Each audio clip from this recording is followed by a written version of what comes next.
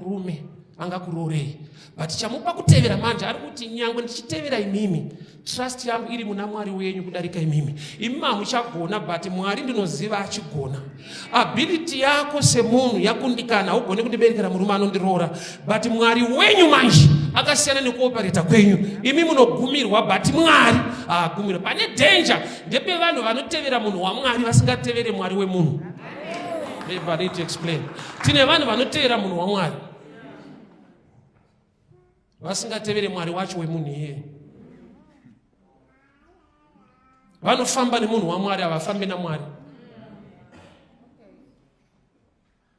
Nyangwe uchifamba nemunhu waMwari, ivo una Mwari. Tsvakawo Mwari wacho. Mwari wenyu kureva kuti pane effort yenyu nepamunogumira ndapanzwa, but Mwari wenyu ndomuda. But ndoda tione type yemunhu uyu, faith yainayo. Munhu waari kuudza kuti Mwari wenyu munhu ane problem seyake. Vese vakatofirwawo nevarume vari murodhi kudzokera kwavari kudzokera. Vane maproblems akafanana vese dzatova shirikadzi, but anosvika paanoti Mwari wenyu. Kurati kuva nemeso emweya kunotoda kunamatirwa, nekuti pane pamwe pane zvakanaka, but pekuti ukatarisa naturally hapana chakanaka chiripo. Remember mbavha pamichinjikwa naJesu vari pasame sentence yecrucifixion, vari pazvipikiri pamatanda vese, but kune imwe mbavha inoti kana maakuuya Ishe muumambo hwenyu mundirangarire. Anoona Ishe vari palevel yake. Mvura pazvigunwe kwete muruoko rwese pazvigunwe. Zvigunwe zvinorepresenta kubata. Chaka Lazarus backside haisi poverty, but Bible rinoti nembwa dzainanja maronda ake. Bible parinotaura imbwa 1 rinotaura imbwa chaidzo 2 rinotaura marudzi ese angasire kwaIsraeri. Matthew 15 Jesu akati kumukadzi weSamaria, handitore chingwa chamwana ndichipa kumbwa. Uye akati hongu, nokuti ndo yanga iri nickname yavo maSamaritans, they were dogs. Saka zvainanja maronda aLazarus kureva kuti Lazarus mukutambudzika kwake he was serving other terms. Ane vanhu vaitopona paari iye achitambudzika. Imbwa dzaiva kuzonanja maronda kukuwara kutambudzika. Kutambudzika kwake he was kurati Lazarus ane mabasa akanaka. Saka ipa kuti ndoda mvura pazvigunwe, ari kuti mvura nokuti ishoko raMwari. Shoko raMwari rakafanana nemvura inonayisa, kana yanaya yoita kuti mbeu dzibude, haidzokere isina kuita zvayatumirwa ndiIsaiah. Shoko raMwari rinenge mvura. Jesu anoti the living waters ndo mvura. Saka ipa ari kuti ndoda mvura pazvigunwe, ari kuti ndiri kuda vhangeri remabasa. Ngavadzoke vachanwa mvura nemaoko achiisa pamuromo, enda nawo vanokupa kukunda. Is the same picture. Vari kunwa nemiromo nevari kunwa nemaoko achiisa pamuromo vane one thing in common. Vese vari kunwa vatikanwiro, vari kunwa nemiromo chete. Vanhu vekuti havachatarisa kuri kuendwa, vari kufokasa nezviri pano. Kurati vari kuenjoya zvepano, vanosafocus neheaven. Vari kunwa nemaoko achiisa pamuromo, vanotenda kuti vhangeri harisi kutaura bedza asi kuti mabasa, uye rine chekuita nekwatiri kuenda. So murume uyu ari kuti ndakanzwa vhangeri hangu pandakagumira pakungozvitaura, ndiri kuda rine chekuita nemabasa. Baba Abraham ndokubva ati alright, kana yangu yekupona yaramba. He was a good guy, aicho. Kana yangu yekupona yaramba, ndine mabhuru angu panyika apa 5 mabrothers. Madi kumutsa munhu kubva kuna wakafa anorova. Urikona request yake ari kutsva but ane moyo wakanaka. Hadi kuti vamwe vachewo. Ndokubvaita request kuti I've got 5 brothers panyika. Madi kumutsa munhu kubva kuna wakafa. Mabrothers ari kutaurwa hasi vakoma panyama. I-common sense. Kuti munhu akanamata ari munyama anotsva, nokuti kunamata unonamata mumweya nemuzvokwadi. You're not hearing me. I've got 5 brothers. Madi kumutsa munhu kubva kuna wakafa anowaparidzira. Zvikanzaiwa Moses ariko kudhara. Vakasatenda ariko iyeyo hapachidiwa kumunhu anomuka kubva kuwakafa. Pakutodiwa aripo ari kuparidza kuti vagone kumugamuchira. I'll leave that one. Ukazviwanza unopaza muSolomon. David naBetsheba vanobereka Solomon. Genealogy iri kudiwa yaJesu iri kukontinya from David zvichienda nokuti ilineage yaDavid. David akarora vakadzi vakawanda, but mukadzi waakabvutira munhu ndiye akumupa a product iri kudiwa naMwari inovaka temberi uye inoburitsa Christ. Zvoreva kuti dai David asina kutora mukadzi waUria paita crisis pakuwakwa kwetemberi, nokuti temberi inofanirwa kuvakwa naSolomon mwana waDavid naBetsheba. So zvapachena kuti Betsheba, right man, murume wake chaiye, by the plan of God is David. By fault he was already taken by Uriah. So David paakaenda pamusoro pemba ari kuti kana iri nyaya yemba yakutoda pfungwa yekumusoro, nokuti imba yangu ine chekuita nezvekumusoro. Kumusoro kuri kuda kuti Jesu ave mulineage yaDavid, but David abereka vanhu vasingamupe lineage inomupa Kristu. Saka achuza kuti I'll go upstairs.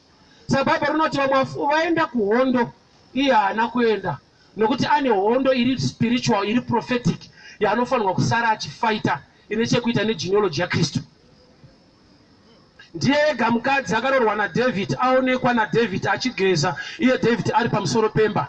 Kugeza kuzvinatsa, kugeza kubvisa tsvina. Saka David paari kuona mukadzi uya achigeza ari pamusoro pemba, ari kuona chechi iri kuti now I'm clean to be taken.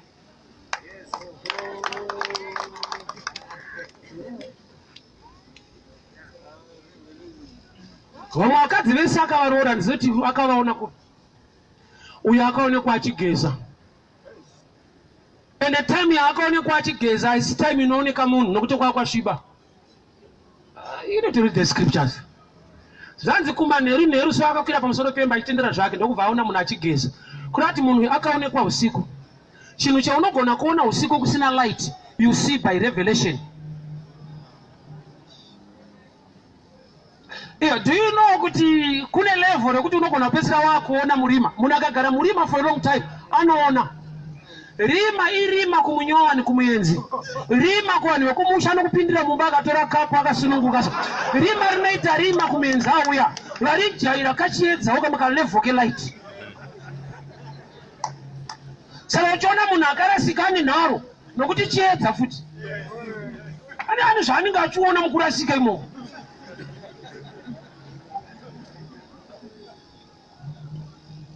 Rima risirima, rima imwe pati yechiedza. Nokuti kune zvinoitika murima imo zvichionana zvichioneka. So Betsheba ndizoti chii chakamupa kugezawo manheru. And chii chakaita kuti David paanoenda pamusoro pemba, Betsheba aende pa-right position yekuti mambo amuone. Ipicture yekuti Mwari kana vafunga kuti zvinhu zvavo zvichiitika prophetically, uyu mukadzi paakaenda kundogeza, ichechi iri kuti now I'm clean to be taken into the things of Christ. Samambo wakamuona wakachedzai munhu uya uye kuno, akashedzwa akauya. Kufa kwaUria kune chekuita naUria. Akapiwa tsamba yerufu rwake, akaenda nayo akanofa. Dhenje yekusaverenga yakaipa. Unourayiwa netsamba yawakatakura. Ini ndaibvunza kuti Uria akaurayiwa nehondo. Tsamba yake yaakapiwa yanga yakanyorwa kune mukuru wehondo Joab kuti isaUria kumberi. Kuna kuti Uria dai ari munhu anofarira kuverenga, aingoverengawo achiri kuenda. Oziva kuti zvinondiurayisa izvi. But iyo yekusaverenga iyi, iyo Bhaibheri averenge kai, Satani angokurayira imomo. Anongorichinja pese angoita rekunzwa kwete rekuverenga. Rekunzwa rine dhenje yekuti munhu anoona kukudza manzwiro ake.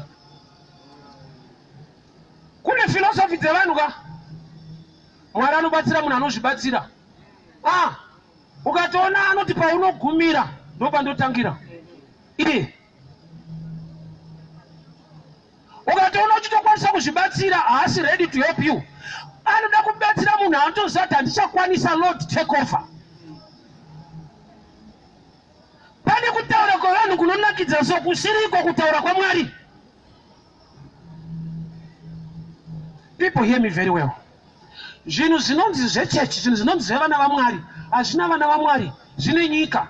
Saka kuti uwanikwe uinacho, unoziva kuti ukava the first to get revelation, you become a rebel to the rest. People will fight you. I'll give an example.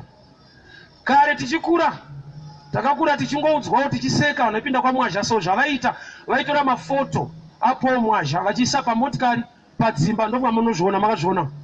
vakakura vachitungwa nemachechi ese kuti vanonamata munhu, mapikicha emunhu pamota, zvine basa rei kunamata kutsvaga Mwari. Pane chavakabata mazuva iwayo vakava marebels because of revelation. Mazuva ano mota dzedu dzine mapikicha yaprofeti vedu kwete mwazha. Kureva kuti zvinoita takanonoka kuzivawo chete. Zvoita zvishuwa. Ende kana takunamira manje zviri right. Pavainamira iyo vainamata munhu. The more danger body of Christ, when we are very slow to catch up the revelation, you fight those with revelation.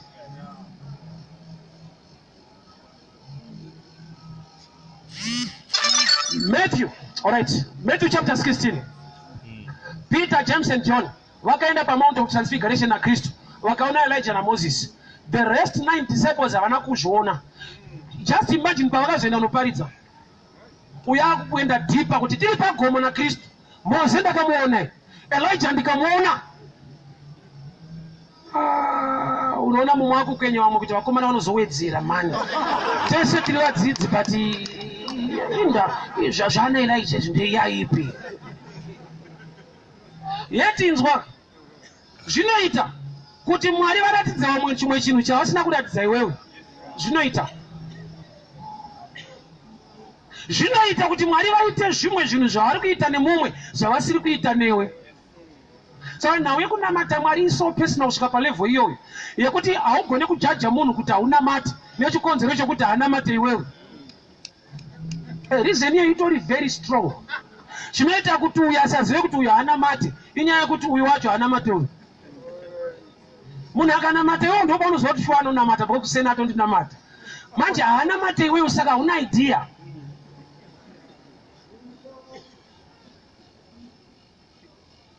Pane pekuti Mwari unopa munhu a personal instruction yaasingape to the rest. Do you know kuti Ananias pakanzi naMwari chienda unoona Paul munamatiri. Ananias akaisa Mwari pa 1-on-1 akataurirana kuti ishe munhu anouraya chechi aenda hanamati. Mwari vanatsa Paul aindi Saul apo kuti aparidze vhangeri. Vakatuma munhu wavo akati Mwari munhu yatone matsamba ekuuraya chechi. Haite. Mwari vakasvika pavakaparidzira muparidzi anonzi Peter.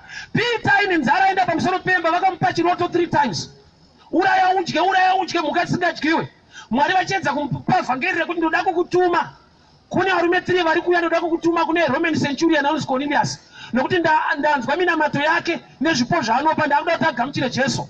Pamazuva aya vaRoma vainzi havasi vanhu vaMwari, maGentiles havadhiserve kuparidzirwa, but Mwari ndobva ada kuti muRoman aparidzirwe. Saka vaiziva kuti mufundisi wangu ndewelaw anogona kutoudza Mwari kuti ari unclean haaparidzirwe. Saka Mwari pavakamuticha through a vision vakati chanatswa naMwari hachichadyiwe newe kuti chakaipa. Saka problem ndeyekuti Mwari anogona kunatsa Cornelius kuno asati aita meeting na Peter.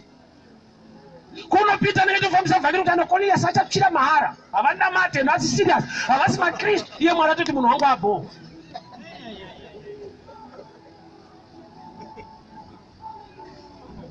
Kunamata kuri pa deeper level yekuti kunamata kwacho relationship yekuti zviri personal. Mwari chaada kuti ninga aite chingangodaro chiri opposite nechakaitwa naningi, but vese vachitofadza Mwari.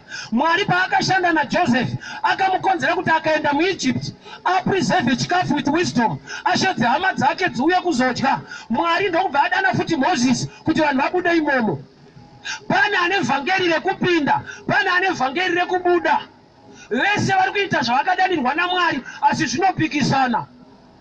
So wisdom dzaJehovha vanoisa difference patime. Nokuti dai Moses akaberekwa patime yaJoseph maipinda vashoma, nokuti Moses aibva amira pabhodha kuti mukapinda munonyura tofanira tobuda.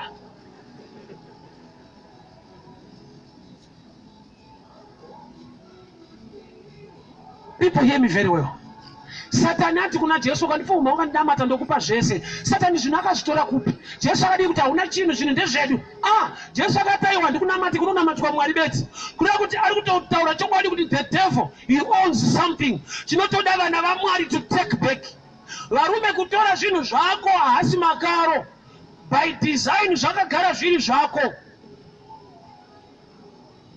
High spirit greatness manje. Zvese zvaari kudai. Munhu ufanira kunamata chete oenda kudenga unozorora.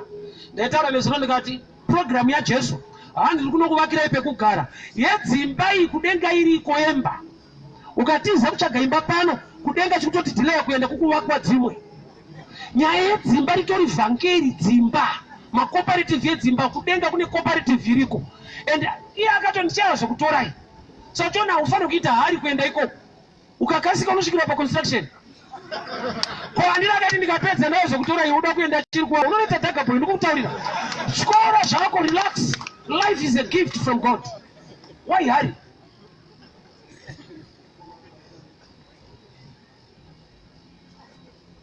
Mindset ya David yakaita kuti atore Bathsheba was a prophetic mindset. Ndiye ega mukadzi waakaona ari pamusoro pemba vamwe vese akavapfimba achifamba pasa but waakada ari pamusoro pemba ndiye akaita kuti zvekumusoro zvichiitika pamberi kweSolomoni pavaketemberi. You need the prophetic knowledge that is above common sense. Nokuti zvimwe zvedu zvakagutwa nemweya china inoiti nyoka ndedzaSatani nokuti Satani akapinda munyoka akanyingira vanhu mugadheni. Ndikazoverenga pakanzi aiwa Mwari wacho akatuma nyoka dzikaruma vanhu kuda kuti Mwari naSatani vanoshandisa nyoka. Saka nyoka ndedzani?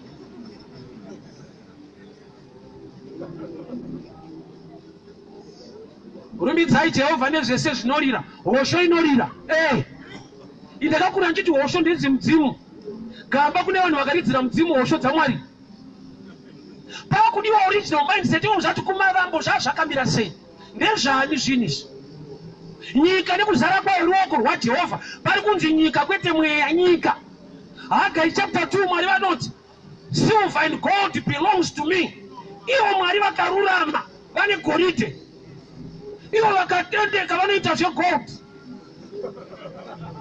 Asi unofanira kuti vanga vabackslide here Mwari kuti vakuita zvemari futi Mwari wacho onaya kumana. Akuti mari anokutaura ndiri Mwari waAbhurahama waIsaka waJacob. Wopedzera azonoti ngotaura zvevanhu zvakaipa izvi. Venombotaura tonto wangu.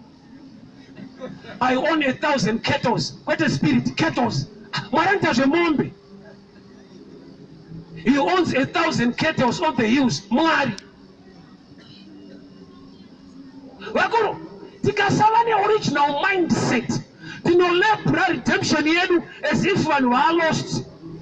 When you talk about money and success and whatsoever in this world, unaita sekungo you are a new preacher with a new message. Yet you are the new preacher with the old message that was lost. Takuda chechi inozati kana coin rasika tofanira kutsvaga zvikatawana coin redu. Kwete kugutsikana nemacoin asara tizatanga akawanda.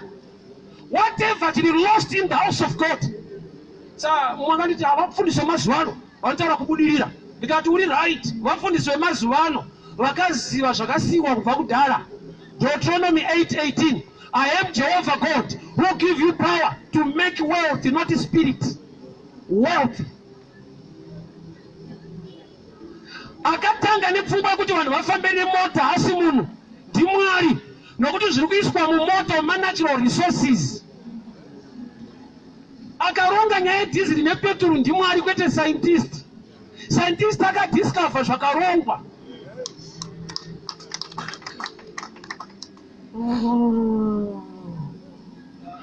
Pane problem inohamba papa. Vanhu vanofungidzira kuti Mwari akasika Satani, which is an error. Mwari havana kusika Satani. But Satan ariko, yes, akabva kupi, I'll help you. Satan haisi creation. Chakakreatwa chikasikwa naMwari angel yainzi Lucifer. Rebellion ikawanikwa mari iniquity. Paakava nerebellion, he became the devil. Kuva devil kuita become kwete kuva created. Zvakafanana nezvidhakwa. Mwari haana kusika zvidhakwa zviriko. Kuda kuti kudhakwa ichoice, haisi creation. Satani imindset yakava maari kwete kusikwa kwaakaita. Vanhu vakadzoka paoriginal foundation, they will understand kuti zvimwe zvese zvatiri kusiya zvingoti hazvina nematuro ese. Tikuenda Solomoni ndiye akatiparira mani. Solomoni ndiye akataura zvikanzi zvese hazvina maturo. Pakatadza kubatwa nevanhu apa anga ainazvo. Ndosaka akadaro. Mari yacho iripo, membe dziripo, dzimba dziripo, obva ati hazvina maturo. Iye achigara nazvo zvisina maturo. Do you know that there are issues in life? Even if I pray for you, problem here I pay. Yemsana wako. Ovati mfundisa ana power. Unorara pasi. Asa uziziwe. Kusarara pakanaka kunoita uturu wale msana. Kana ukana matiro kana mfundisa kakupa oyiruka zora zino kuchungenda pasi ndizvozo. Kune nyaya dzinogadziriswa nema resources. Mwari vakatipa Jesu kuti atifire. But Jesu muchinjikwa, it's a man-made thing. Kureva kuti men must provide something physically for the spiritual to manifest. Mwari vakaita kuti Moses ararame pa Nile river. Yes, but chakamupa Moses kuflota ibasket rakarukwa na mai vake, human skill. Joseph anga ane chipo. Yes, but chichakaitika vanhu vakarima, a physical thing. When I kukosha, I want to wear Joseph, vakakosha karimwa. There are things we need to do on the ground. People hear me very well. Original mindset ikava missing. Yakafana neyedu mani regani taurezes. Wafana generation yedu. Zvakaitika munyika medu zveminda minda. Tine maonero yedu. Nekuti takasvika zvakaitika kudhara hatina kuita research zvakambotanga sei. Pazvakatanga kwaigara vanhu kuno vatema varungu vasati vauya. Vanhu vatema vakadinwa vachiendeswa kwavakaenda varungu vakatora pavakatora. Saka munhu mutema paakatora futi yanga yakunzi invasion kwete restoration. Kunoti chirungu chacho hamugone. Munhu kana achitora zvinhu zvake haasi kuinvada, ari kutora back restoration. Ida yekuti yo history yako iri corrupt, inotangira pawakatanga, haudi kuti itange kwayakatanga. Mwana mvanzwa imwe party baba. Ndingokuonesa ka. Ndinoda kukupa mindset from the natural kuti ugone kubata zviri spiritual. That's why Jesus said to kushaka kushambeu. My parables, my earthly stories with heavenly meaning. That's why Jesus paakatouya munyika yanga ine mumwe mambo ainzi Herod, iye ndokubva abeki kwari mambo. Kurati umambo hwaMwari huno challenge umambo hweidika. The kingdom of God must surpass the kingdom of the natural. Okay, I'll finish this way. So David akatora mukadzi waUria ndokubva abereka mwana Solomon. Mwari ndokubva vamuda vakatuma Nathan muprofita kuti mupe zita rekuti Jedida, meaning the beloved of the Lord. Solomon ndokubva avaka temple. Solomon ndokubva ava the richest. Kureva kuti blessing yakabva yaMwari paakaiswa pana Solomon. Mwari vakaita overlook chinhu chiri kutariswa nevanhu kunzi mukadzi waUria. Nokuti 2 Samuel chapter 12 verse 24 yati David comforted his wife, not Uriah's wife, his wife. Kurati zvimwe zvinhu zvaunomuda hazvisi zvako. Inyaya yekuti hauna the prophetic knowledge and the muscle to fight back. Zvimwe zvacho ndezvako. Pamazuva akaberekwa Jesu, Mary akashaya pekuberekera. Yeti nzvimbo yaasvika, Mika 5 verse 2. Bible rinoti kudii? Bethlehem Juda, nyangwe uri mudiki, mauri uchaberekwa mwana. Yesu aitofanirwa kuberekerwa Bethlehem reJudea prophetically. But Mary paakaenda ine nhumbu akashaya pekuberekera munzvimbo yaakaudzwa prophetically kuti ndiyo. Jesus is the bread of life. Bethlehem is not a house of bread. But chingwa chiri kushaya room muimba yechingwa. Jesus is the bread of life. Chingwa ku Bethlehem zvinongoreva kuti house of bread. But chingwa ndo chiri kushaya room muimba yechingwa. Havana kubuda vakazoenda mudanga, mwana akaberekerwa mudanga, but vari muplace iyoyo. Kureva kuti akatoziva kuti prophetically resistance iripo, but we are in the right place. By nature yekuva mukristu you are a fighter. Chatakaudzwa neBhaibheri kuti zviswa zvokurwa nacho, Bhaibheri rinoti hatirwe nenyama inorepa, kureva kuti tiri varwi. Aizve udzari pasaidi pako kuti uri murwi, you are a fighter. Iye kuchikoro chiti Mwari vanoziva, Mwari vachazodai ameno ako. You are designed to fight. Nokuti kune zvimwe zviri kuresista iwewe, yeti zviri zvako. Ndanza umwe achiti ukaona zvichiresista so, handi zvako zvinoita mutserendende. That's a lie. adzimai angu andakashata nawo kudhera ndakavapfimba vakanditi kwana apa tane vana 3 nakwana iyeyo. Resistance haireve kuti hasiriye. Tokona zvichiramba so hazvisi zvako. Iwe itonzi aifighter. Kufighter kuziva kuti inzwa David anga asingafighte kuti awine. Aifighter atonzwa maresults kudhara. Aibvunza Mwari, nditevere ndinokunda here? Mwari wotitevera unokunda. Kureva kuti David haarwe kuti akunde, anorwa nokuti akakunda. So from the perspective of the heavens, you are a winner, but you need to fight. You are a champion, you are more than a conqueror, but you still need to fight.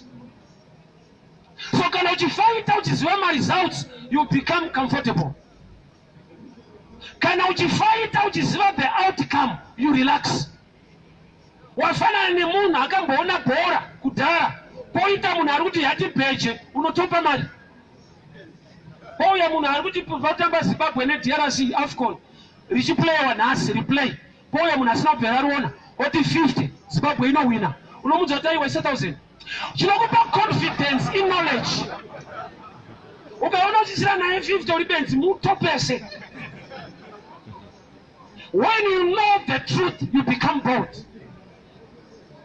Why? Because unotoziva kuti kana DRC ikatonge yakuleka so unozati zakapinda. Kana kipo DRC akapitwa